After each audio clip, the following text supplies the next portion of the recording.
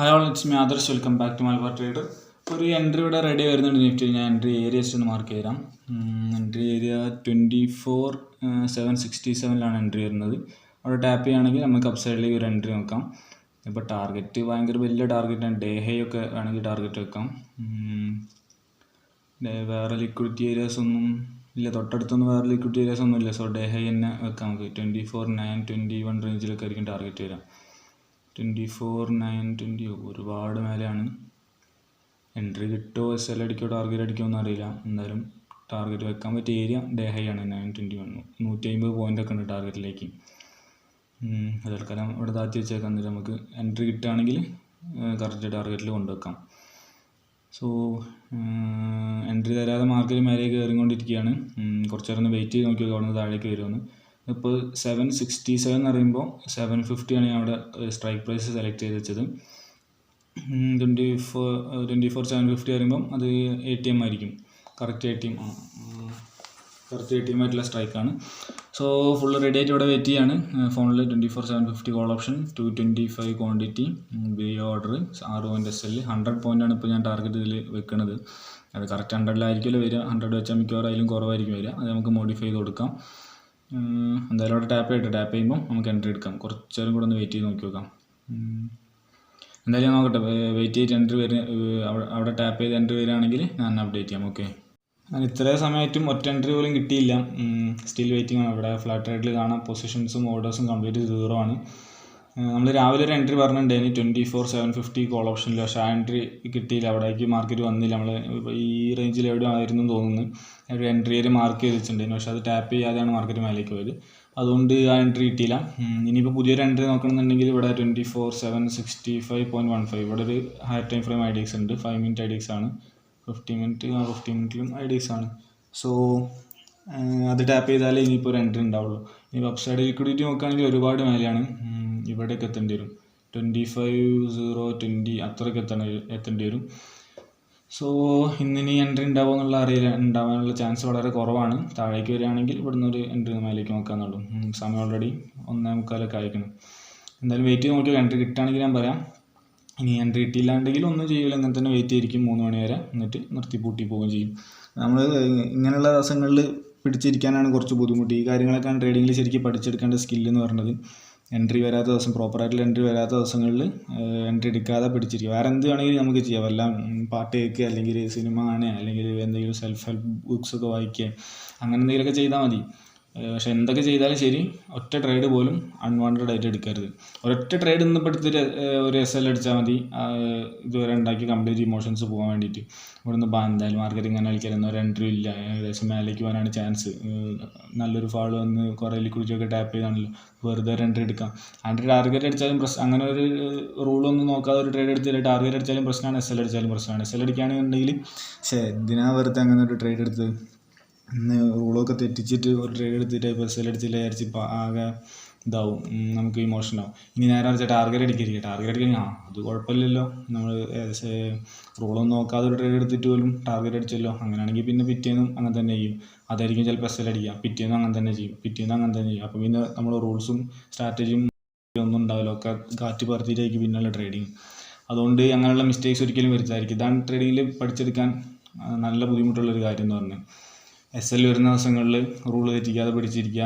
അതേപോലെ trade proper opportunity വരാത്ത ദിവസങ്ങളിൽ ട്രേഡ് ഒന്നും എടുക്കാതെ ചാർട്ട് നോക്കി പേഷ്യൻസോടുകൂടി വെയിറ്റ് ചെയ്യും. നല്ല എൻട്രി വരുന്നവരെ എത്ര സമയം കുഴപ്പമില്ല, 1, 2, 3 ദിവസം വെയിറ്റ് ചെയ്യാലും കുഴപ്പമില്ല. നല്ല എൻട്രി വരുന്നവരെ വെയിറ്റ് ചെയ്തിരിക്കുക. അതൊക്കെയാണ് പഠിച്ചെടുക്കാൻ ബുദ്ധിമുട്ടുള്ള കാര്യങ്ങൾ.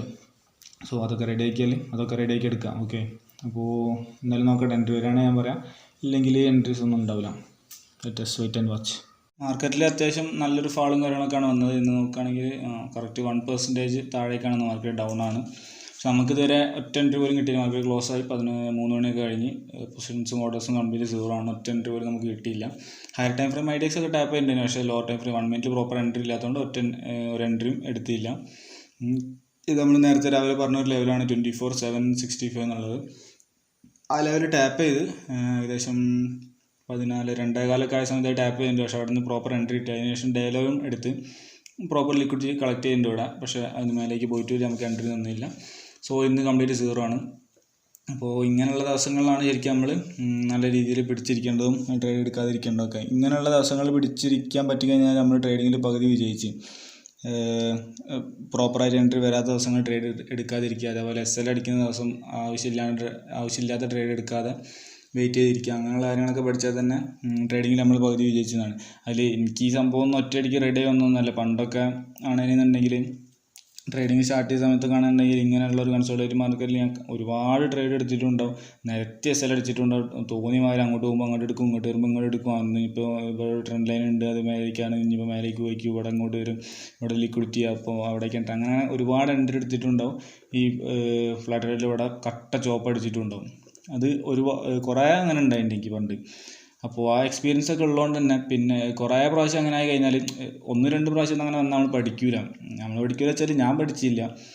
കുറേ പ്രാവശ്യം വന്നിട്ടാണ് ഞാൻ പഠിച്ചത്. അപ്പോൾ അങ്ങനെ വന്ന് പിന്നെയും അങ്ങനെ തന്നെ എടുക്കും ഓവർ ട്രേഡ് ചെയ്യും അങ്ങനെ ചെയ്ത് ഒരു പോയിൻ്റ് എത്തും എപ്പോഴെങ്കിലും ഒന്ന്. ആ പോയിന്റിൽ നമ്മൾ റിയലൈസ് ചെയ്യും ഇങ്ങനെ ചെയ്തിട്ട് കാര്യമില്ല എന്നുള്ളത്. ഈ ഓവർ ട്രേഡ് ചെയ്തിടത്തോളം ഇത്രമാത്രം എക്സ്പീരിയൻസ് കിട്ടി എനിക്ക്. ഞാൻ അന്ന് ഓവർ ട്രേഡ് ചെയ്ത് അത്ര ലോസ് പോയി, അതിൻ്റെ മുന്നേ ഇത്ര ഓവർ ട്രേഡ് ചെയ്ത് അന്ന് ഇത്ര ലോസ് പോയി. അപ്പോൾ വല്ലപ്പോഴൊക്കെ ചെറിയ പ്രോഫിറ്റൊക്കെ കിട്ടിയിരിക്കും. പക്ഷേ ഓവറോൾ നോക്കുമ്പോൾ എനിക്ക് പ്രോഫിറ്റബിൾ ആവാൻ പറ്റൂല. എന്തൊക്കെ ചെയ്തിട്ടും കാര്യമില്ല. ഓവർ ട്രേഡിങ്ങിലൂടെ ഒരിക്കലും ഓവറോൾ പ്രോഫിറ്റിൽ എത്താൻ കഴിയില്ല എന്നുള്ളൊരു റിയലൈസേഷൻ ഏതെങ്കിലും ഒരു പോയിന്റിൽ നമുക്ക് വരും. അത് നമ്മളെ മൈൻഡിലേക്ക് ആഴത്തിൽ ഇറങ്ങുന്ന ഒരു പോയിന്റ് വരും എല്ലാവർക്കും. ട്രേഡിങ്ങിൽ അത്രയും കാലം പിടിച്ച് നിൽക്കണം. എത്ര ലോസ് വന്നാലും എന്തായാലും വിട്ടുപോകാതെ പിടിച്ച് നിൽക്കുകയാണെന്നുണ്ടെങ്കിൽ അത് തന്നെ ചെയ്തു പോകുകയാണെന്നുണ്ടെങ്കിൽ അങ്ങനത്തെ ഒരു പോയിന്റ് വരും എല്ലാവരുടെ ട്രേഡിങ് കരിയറിലും. ആ ഒരു പോയിന്റ് കഴിഞ്ഞാൽ പിന്നെ നമ്മൾ ഒരിക്കലും ഓവർ ട്രേഡ് ചെയ്യൂല. കാരണം പിന്നീട് നമുക്ക് ഏതെങ്കിലും ഒരു ട്രേഡ് എടുക്കാൻ തോന്നിയാലും, ഇപ്പോൾ ഇവിടെ ഏതെങ്കിലും ഒരു ഉള്ളിലുള്ള ഒരു ലിക്വിഡിറ്റി അല്ലെങ്കിൽ ട്രെൻഡ് ലൈനോ അങ്ങനെ ഏതെങ്കിലും നമ്മൾ പ്രോപ്പർ റൂൾസ് പ്രകാരം അല്ലാത്തൊരു ട്രേഡ് എടുക്കാൻ നമുക്ക് തോന്നുകയാണെന്നുണ്ടെങ്കിലും നമ്മളെ മൈൻഡിനുള്ളിൽ നിന്ന് ഓട്ടോമാറ്റിക്കായി എന്തിനാ അപ്പോൾ അതെടുത്തിട്ടൊരു കാര്യമില്ല. ഇനിയിപ്പോൾ ആ ഒരു ട്രേഡിൽ ഇനിയിപ്പോൾ ടാർഗറ്റ് അടിച്ചിട്ടും കാര്യമില്ല, നമുക്ക് പ്രോഫിറ്റബിൾ ആകാൻ കഴിയൂല. അപ്പോൾ പിന്നെ എന്തിനാ ഇപ്പോൾ എടുത്തിട്ട് അങ്ങനത്തെ ഒരു സാധനം നമ്മുടെ ഉള്ളിൽ തന്നെ വരും. നമുക്ക് ആ ട്രേഡ് എടുക്കാനുള്ള ഒരു ഇത് ഉണ്ടാവില്ല, ഒരാഗ്രഹം ഉണ്ടാവില്ല.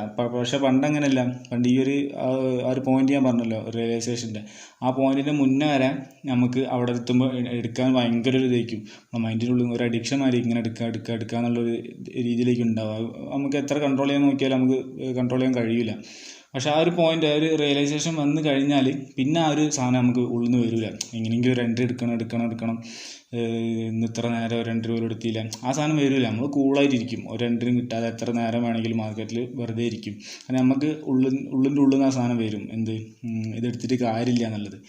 അതുകൊണ്ട് ആ ഒരു പോയിന്റ് വരെ ചില ആൾക്കാരൊക്കെ കാണുന്നുണ്ടെങ്കിൽ ഈ സാധനം കേൾക്കുമ്പോൾ തന്നെ മനസ്സിലായിട്ട് അതങ്ങനെ തന്നെ പഠിച്ചു പോകും. പക്ഷെ ചിലവർ കൊണ്ടാലേ പഠിക്കുള്ളൂ എന്ന് പറയല്ലോ. അപ്പോൾ അങ്ങനെ എക്സ്പീരിയൻസ് എന്നെ പഠിച്ചെടുക്കുള്ളൂ. ഞാനും സ്റ്റാർട്ടിങ്ങിലൊക്കെ ക്ലാസ് കേൾക്കുന്ന സമയത്തൊക്കെ ട്രേഡിങ് പഠിക്കുമ്പോൾ പല ക്ലാസ്സിൽ ഈ കാര്യങ്ങളൊക്കെ കേട്ടിട്ടുണ്ടെങ്കിലും എനിക്ക് ആ കേട്ടതിൻ്റെ പേരിലൊന്നും ആപ്ലിക്കബിൾ ആക്കാൻ കഴിഞ്ഞില്ല ട്രേഡിങ്ങിൽ. ഞാൻ ഇത് കൊണ്ടിട്ട് തന്നെയാണ് പഠിച്ചത്. എത്രയൊക്കെ ക്ലാസ് എന്തൊക്കെ കേട്ടിട്ടും ഓവർ ട്രേഡിങ് കൊണ്ടൊന്നും ഉണ്ടാക്കാൻ കഴിയില്ല എന്ന് മനസ്സിലാക്കിയിട്ടും ഞാനതൊന്നും പ്രാക്ടിക്കലായിട്ട് എനിക്ക് ഇംപ്ലിമെൻറ്റ് ചെയ്യാൻ കഴിഞ്ഞില്ല. എനിക്ക് ഇംപ്ലിമെൻറ്റ് ചെയ്യാൻ കഴിഞ്ഞത് ഞാൻ ഒരുപാട് ലോസൊക്കെ വരുത്തി ഇങ്ങനെ കൊണ്ടിട്ട് തന്നെയാണ് ഞാൻ പഠിച്ചത്. അങ്ങനെയാണ് ആ ഒരു റിയലൈസേഷൻ എനിക്ക് വന്നത്. സോ നിങ്ങൾക്കത് വന്നിട്ടുണ്ടോ അല്ലെങ്കിൽ ഇപ്പോഴും അങ്ങനെ ഓവർ ട്രേഡ് ചെയ്യുന്നുണ്ടോ എന്നുള്ളതൊക്കെ ഒന്ന് പരിശോധിക്കാം. ഓക്കെ, സോ എന്തായാലും over trading is highly injurious to your capital, അത് ഓർത്ത് വെക്കുക. അപ്പോൾ അത്രേ ഉള്ളൂ ഇന്നത്തെ വീഡിയോ. ഇനി പുതിയൊരു വീഡിയോ ആയിട്ട് നമുക്ക് നാളെ കാണാം. Okay, by.